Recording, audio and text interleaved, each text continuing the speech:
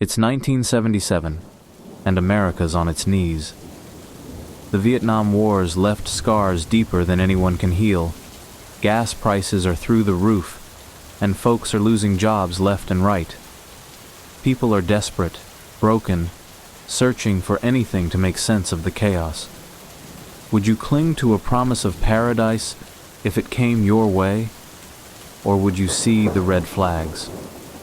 That's the question Sarah and Jacob faced when they heard about Eden's Haven, a place that sounded like heaven on earth, tucked away in a jungle far from the mess of the world. But here's the kicker. What if paradise is just a pretty lie? Let's dive into a story that'll make you think twice about chasing dreams. Eden's Haven wasn't just a place. It was a dream sold by a man named Reverend Elias Kane. This guy? He had a voice like velvet, the kind that could make you believe the sky was green if he said so. Tall, sharp-dressed, with eyes that seemed to look right through you, Kane was the kind of preacher who didn't just talk about salvation. He made you feel it. He'd show up in small towns across Indiana, preaching in run-down warehouses, promising a community where no one went hungry, where everyone was family. "The world's rotting," he'd say, his voice low and steady. "But in Eden's Haven, you'll be reborn." People ate it up, not because they were dumb, but because they were desperate. Life in 77 wasn't kind, and Kane knew exactly how to twist that pain into hope. This story's inspired by something real, something dark. Ever heard of Jonestown? Back in 1978, over 900 people followed a cult leader named Jim Jones into the jungle, thinking they'd found utopia. Spoiler, they didn't. Most of them never came back, lost to a nightmare that started with the same kind of promises Kane was making. But don't worry, we're keeping this vibe light, not diving into the heavy stuff just yet. This is about Sarah, a mom who'd do anything for a better life, and Jacob, a vet who's seen too much to trust anyone.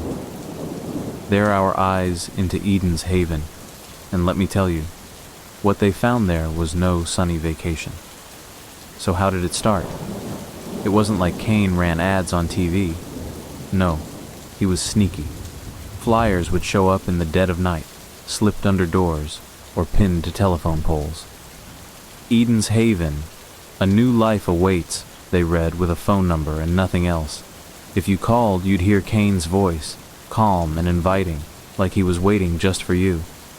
"You're chosen," he'd say. "Come find your place." Sarah found one of those flyers after a long shift at a diner, her hands shaking from exhaustion. Jacob heard Kane on a crackling radio ad, late at night when he couldn't sleep. Both of them felt it, a pull, like maybe this was their last chance. But here's where it gets creepy.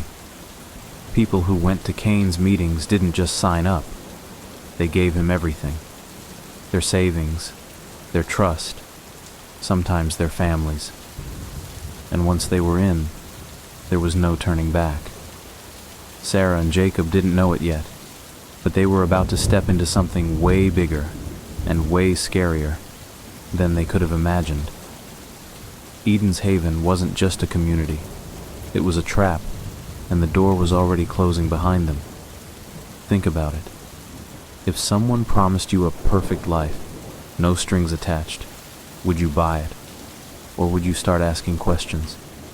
Drop your answer in the comments because I'm curious. Would you take the leap, or would you run?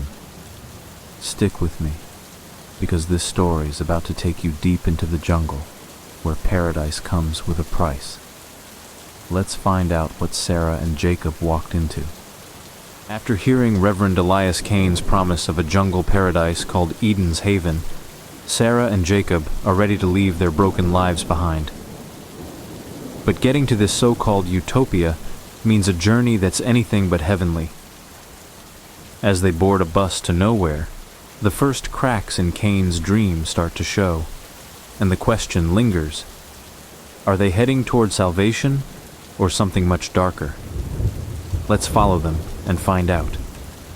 It's a chilly night in 1977, and Sarah stands outside a rundown warehouse in Indiana, where Kane's words still echo in her head. She's in her early 30s, a single mom with tired eyes and a bag packed with everything she owns. Her job's gone, her kids with her sister, and she's betting it all on Eden's Haven, a place Kane swore would erase her pain. Jacob's nearby, a grizzled Vietnam vet in his 40s, his army duffel slung over one shoulder. His face is hard, carved by years of war, and he's got no one left to lose. Both of them handed over their savings to Kane, drawn in by his voice, smooth as a lullaby, promising a world without sorrow. But as a bus rumbles into view, their hope starts to waver. The bus is a wreck, rusted metal, dented sides, and windows covered in sloppy black paint. The driver, a thin man with sunken cheeks, doesn't speak, just gestures toward the door with a hand that looks more bone than flesh. Sarah hesitates, her breath catching as she glances at the crowd, about 40 people, from young parents to gray-haired loners, all carrying the same desperate look. Jacob notices a teenage boy, maybe 17, with a faded backpack and twitchy hands, standing apart from the rest. The kid's eyes dart around, like he's already regretting this. Sarah steps onto the bus, her heart pounding. Jacob follows, his gut screaming that this feels like a mission he won't come back from. Inside, the bus is worse than it looks. The seats are torn, the air smells of mildew, and the painted windows block out the world, making it feel like a tomb. Sarah slides into a seat near the front, her fingers tracing a scratch in the paint, hoping for a glimpse of the road. Jacob takes the seat across from her, his posture rigid, like he's ready to fight. The teenage boy, who mutters his name's Ethan, slumps in the back, clutching a notebook like it's a lifeline. The other passengers stay silent, their faces pale under the dim overhead light. As the bus groans to life and pulls away, Sarah whispers to herself, "This has to be worth it." Jacob just stares ahead, thinking of ambushes he survived and wondering if this is another. The journey drags on for 3 days, 3 endless days of rattling along roads that feel like they lead nowhere. The driver doesn't stop, doesn't talk, just drives through the night, while the passengers get water and stale sandwiches from a grim-faced man who circles the aisle like a vulture. Sarah tries to sleep, but the constant jolts and the stuffy air keep her awake, her mind racing with thoughts of her kid. Jacob stays alert, watching the other passengers fade into a quiet daze, their hope leaking away. Ethan, the kid in the back, is the only one who speaks, leaning toward Sarah on the second day. "You think this place is real?" he asks, his voice barely audible. Sarah forces a nod, but the driver's sharp glare silences them both. The knot in her stomach tightens. By the 3rd day, the bus is on a dirt road, bouncing so hard Sarah's bag spills. A photo of her kid slips out, and Jacob catches it before it hits the floor. "Someone waiting for you?" he asks, his voice low. She nods, swallowing hard. "You?" He shakes his head, his eyes distant. Not anymore. The moment's cut short as the bus screeches to a stop. The driver barks, "Out!" They stumble into a jungle clearing, and it's like stepping into a painting. Lush greenery, golden sunlight, neat rows of cabins, and a white church with a steeple that shines like a beacon. Sarah's breath catches, a flicker of hope sparking in her chest. Even Jacob pauses, taking it in, though his eyes narrow at the sight of armed guards, 6 rifles in hand, watching from the tree line. A woman in a crisp white dress steps forward, her smile too wide. "Welcome to Eden's Haven," she says, her voice syrupy. "You're the chosen." She hands out name tags and directs them to their cabins. Sarah's is small, a cot, a lantern, a worn Bible, but it feels like a fresh start. Jacob's bunk is near Ethan's, and the kid's voice shakes as he says, "My sister came here a month ago. She hasn't written since." That night, they gather for a welcome dinner under the stars. Fresh fruit, warm bread, Kane standing tall in a tailored suit. "This is your home," he says, his voice wrapping around them like a spell. The crowd claps, but Sarah's eyes drift to the church. A low hum, like a distant machine, pulses from it, faint but unmistakable. Jacob hears it too, his jaw tightening. Ethan, sitting nearby, whispers, "My sister said that hum wasn't right." As the hum fades and Kane's voice takes over, Sarah feels a chill that has nothing to do with the night air. This place looks like paradise, but something's lurking beneath the surface. What's making that sound? And where's Ethan's sister? Tell me in the comments. Would you stay in a place like this, or would you start looking for the exit? Stick around, because Eden's Haven secrets are just starting to spill.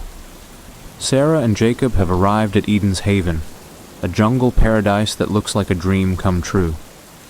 The cabins are cozy, the food's fresh, and Reverend Elias Kane's promises of a new life feel within reach. But as they settle into this so-called utopia, the cracks begin to show. Strange rules, watchful guards, and that eerie hum from the church. Something's not right, and the deeper they go, the harder it is to ignore the truth lurking beneath the surface. The first morning in Eden's Haven dawns bright, the jungle alive with birdsong and golden light filtering through the trees. Sarah wakes in her small cabin, a simple room with a cot, a lantern, and a Bible on a wooden shelf. She's exhausted from the 3-day bus ride, but the sight of the clearing outside, neat rows of cabins, blooming flowers, and that gleaming white church, sparks a flicker of hope. Maybe Kane was telling the truth.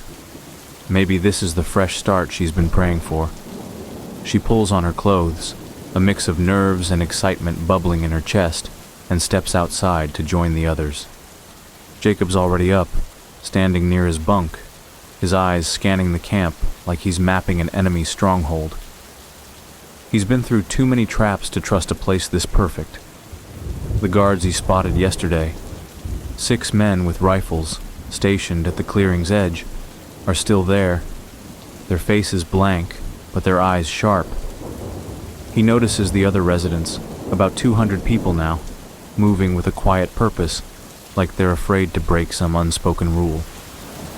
Ethan, the teenage kid from the bus, is nearby, his backpack slung over one shoulder, his face pale as he stares at the church. Jacob walks over, keeping his voice low. "You okay, kid?"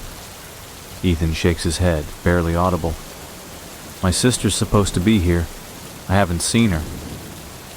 The day starts with a communal breakfast. Tables set up under a canopy, loaded with fruit, bread, and some kind of herbal tea that tastes faintly bitter. Sarah sits with a group of women, all smiling but guarded, like they're choosing their words carefully. One of them, a middle-aged woman named Ruth, leans in and says, "You'll love it here. Just follow the rules, and Kane takes care of everything." Sarah nods, but the word rules sticks with her. What kind of paradise needs rules? Across the clearing, Jacob eats alone, watching Kane emerge from the church, his white suit pristine despite the jungle heat. Kane's smile is wide, but his eyes are cold, locking onto each person like he's counting them. Life in Eden settles into a rhythm, but it's not the carefree utopia Sarah imagined. Every day starts with a morning prayer led by Kane, his voice booming across the clearing as he preaches about sacrifice and purity. "We're building a new world," he says, his words hypnotic, "but only the faithful will see it through." The crowd murmurs in agreement, but Sarah notices some people, Ethan included, stay silent, their eyes downcast. After prayer, everyone's assigned work: planting crops, building cabins, cleaning. Sarah's put on garden duty, digging in the rich soil, her hands blistered, but her mind distracted by the constant presence of guards. Jacob's tasked with carpentry, hammering nails under the watchful eye of a man who never smiles. The rules are strict, and they pile up fast. No one's allowed to leave the clearing without permission. Letters home are discouraged to keep the outside world at bay. Personal belongings, phones, radios, even books, are collected for safekeeping. Sarah hands over her kid's photo, her heart sinking as a guard tucks it into a box. Jacob keeps a small knife hidden in his boot, a habit from the war, and he's glad he did when he sees the guards patrolling at night. Ethan's the most restless, always asking questions. "Why's the church locked?" he mutters to Sarah one afternoon, his voice sharp. "And where's my sister, Lila?" Sarah doesn't know what to say, but his fear is contagious. The hum from the church grows louder each night, a low, pulsing sound that seems to seep into the air. It's not just a machine. It's unnatural, like a voice that's not quite human. Sarah tries to ignore it, focusing on her work, but it's there, creeping into her dreams. Jacob's more proactive, sneaking closer to the church one evening when the guards are distracted. He finds a side door, locked tight, but the hum is so strong it vibrates in his chest. He spots a strange symbol carved into the wood, a jagged star, like something from a nightmare. Back at the bunks, he tells Sarah, keeping his voice low. "This place isn't what it seems. That hum, that symbol, it's wrong." Sarah wants to argue, to hold on to the hope that brought her here, but Ethan's words echo in her mind. "Where's my sister?" Things take a turn on the 5th day. Ethan doesn't show up for breakfast. Sarah looks for him in the garden, the workshop, the bunks. No sign.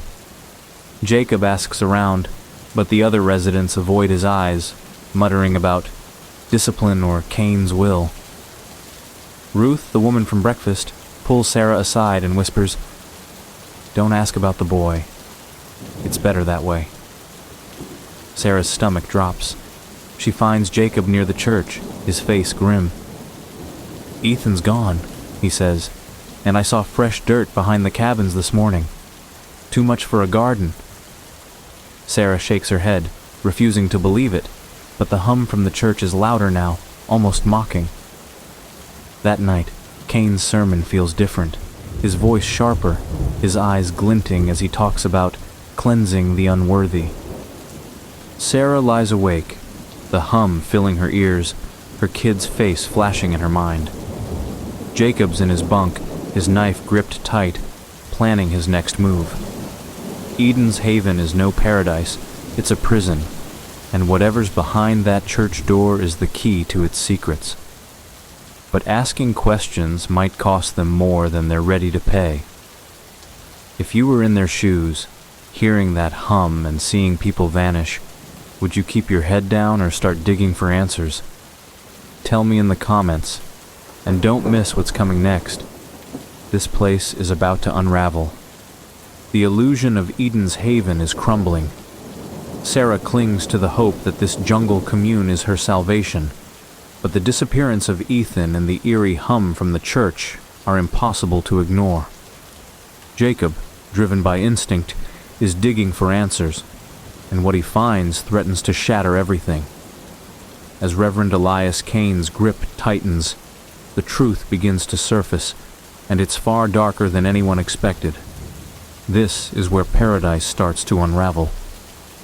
A week into their stay at Eden's Haven, Sarah wakes to the same routine: birdsong, jungle heat, and the faint hum that never seems to stop. Her cabin feels smaller now, the walls closing in as she dresses for another day of garden work. She's been trying to focus on the good: fresh food, clean air, the promise of a better life for her kid. But Ethan's absence gnaws at her. The teenage boy who asked about his sister, Lila, hasn't been seen since the 5th day, and the other residents act like he never existed. Sarah's hands tremble as she ties her shoes, the memory of Ruth's warning, "Don't ask about the boy," looping in her mind. Jacob's barely slept. His bunk is a mess, his knife still hidden in his boot, and his mind's racing from what he saw behind the cabins. Fresh dirt, too much for planting, piled in a way that screams cover-up. He's been in enough bad situations to know when something's being buried, literally. The guards are everywhere now, their rifles glinting in the sun, and the residents move like ghosts, their smiles forced. Jacob catches Sarah at breakfast, a quick moment under the canopy before the morning prayer. "We need to talk," he whispers, his voice rough. "This place is rotten." Sarah wants to argue, to hold on to the dream that brought her here, but the fear in his eyes stops her. She nods, barely breathing. Cain's sermon that morning is different. His usual charm is there, but there's an edge to his voice, sharp and impatient. "The unworthy test our faith," he says, his eyes sweeping the crowd. "They must be cleansed." The word cleansed sends a shiver through Sarah, and she notices others shifting uncomfortably, except for a small group near the church, men and women in white robes who nod like they're in on a secret. Jacob's watching them, his jaw tight. He's seen that look before, in soldiers following orders they didn't question. After the sermon, Cain lingers by the church, talking to a guard who hands him a small metal case. Jacob memorizes the guard's face, planning his next move. Sarah's assigned to clean the communal kitchen that day, a task that keeps her near the church. The hum is louder now, a deep pulse that makes her head ache. She's scrubbing pots when she overhears two women whispering about the purification. One of them, a young woman with hollow eyes, says, "It's for the greater good. Cain knows." Sarah freezes, her hands still in the soapy water. Purification? The word feels wrong, like a code for something she doesn't want to understand. She glances toward the church, where the hum seems to grow stronger, and notices a faint chemical smell, sharp and unnatural, drifting from the locked doors. Her heart races. She's smelled something like that before, in a hospital years ago. Jacob takes a risk that night. While the camp's quiet, he slips out of his bunk, avoiding the guards' patrols. He's been watching their patterns, noting the gaps in their rounds. The church is his target. That hum, that symbol he saw carved into the door. He moves through the shadows, his knife a small comfort, and reaches a storage shed behind the church. The lock's flimsy, and he's inside in seconds. The shed's packed with crates, most labeled supplies, but one's different. Unmarked, hidden in the corner. He pries it open and finds glass vials filled with a clear liquid, unlabeled, and a stack of papers. His flashlight catches a few words. Compound. Final phase. Obedience. His stomach twists. He's seen chemical weapons before, and this doesn't look like medicine. Back in her cabin, Sarah can't sleep. The hum is relentless, vibrating through the walls, and she keeps replaying Ethan's words. "My sister hasn't written." She pulls out a scrap of paper she found in the kitchen. A torn page with a jagged star, the same symbol Jacob mentioned. It's not a coincidence. She's about to hide it when there's a knock at her door. She opens it to find Ruth, the woman from breakfast, her face pale. "You're asking too many questions," Ruth whispers, glancing over her shoulder. "They're watching you."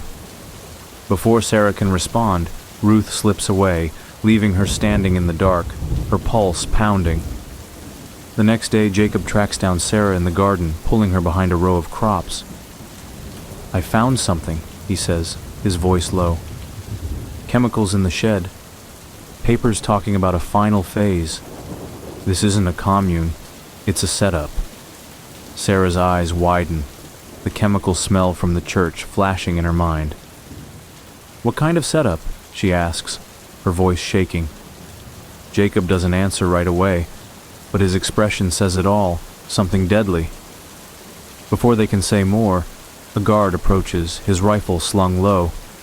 Back to work, he grunts. Sarah and Jacob exchange a look, a silent agreement to keep digging, no matter the cost. That evening, something shifts. During dinner, Kane announces a special gathering for the next night, his smile wider than ever.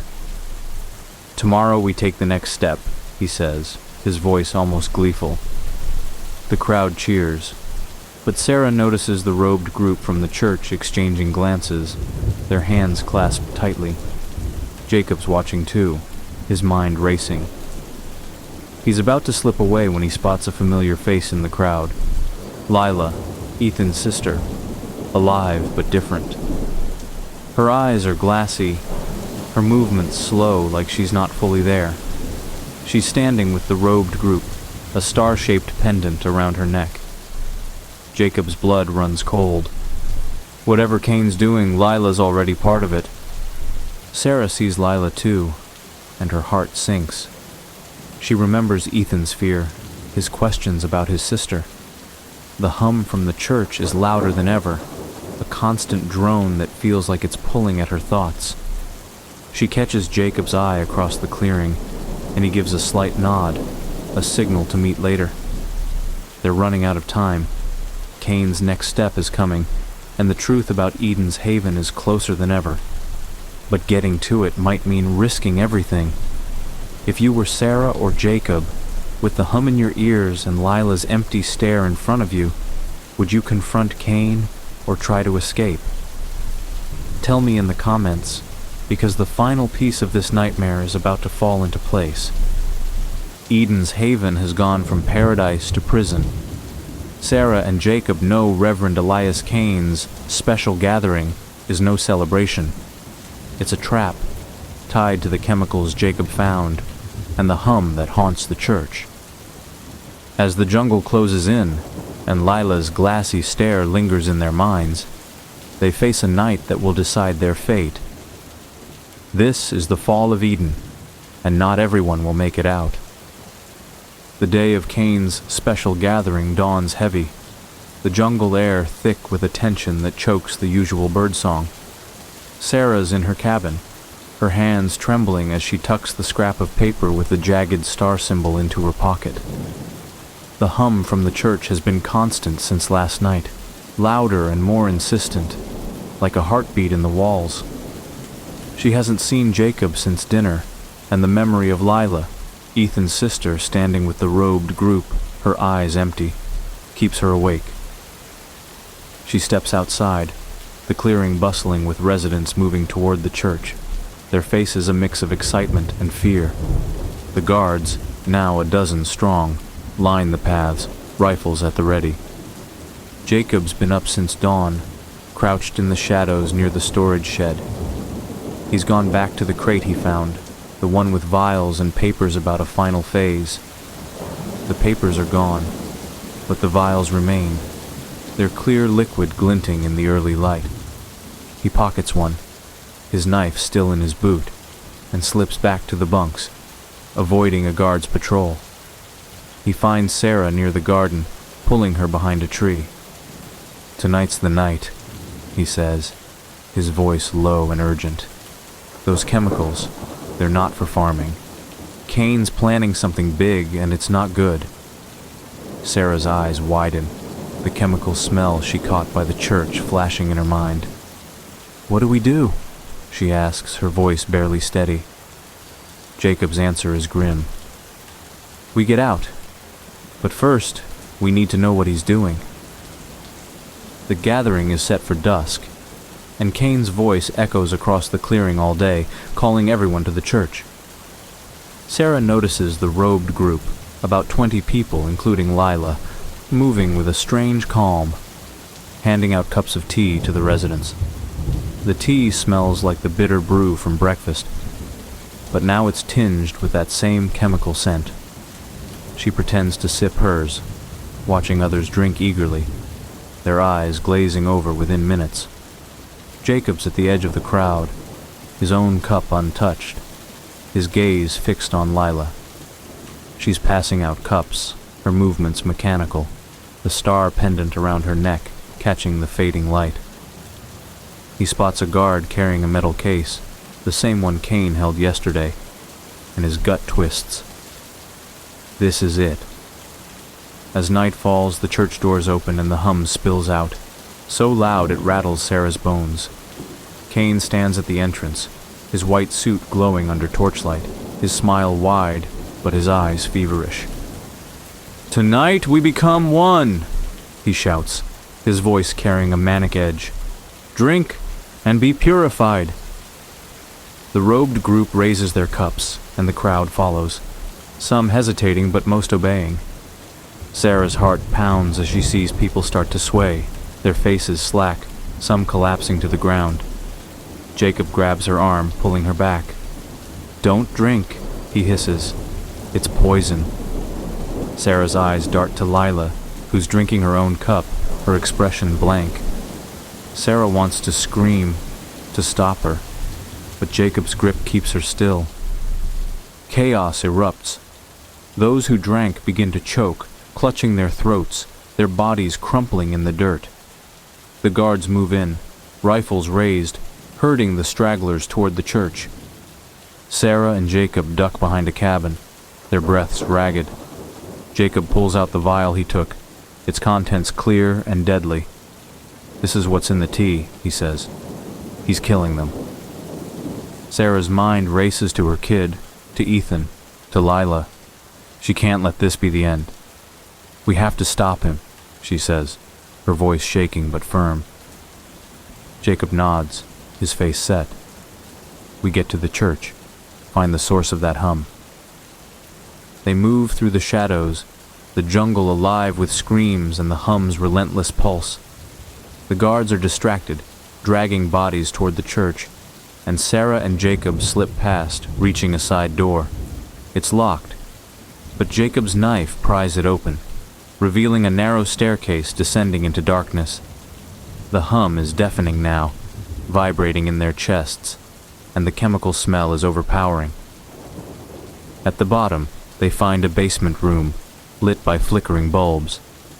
In the center is a machine, a tangle of wires and tubes, pumping a strange vapor into the air, the source of the hum.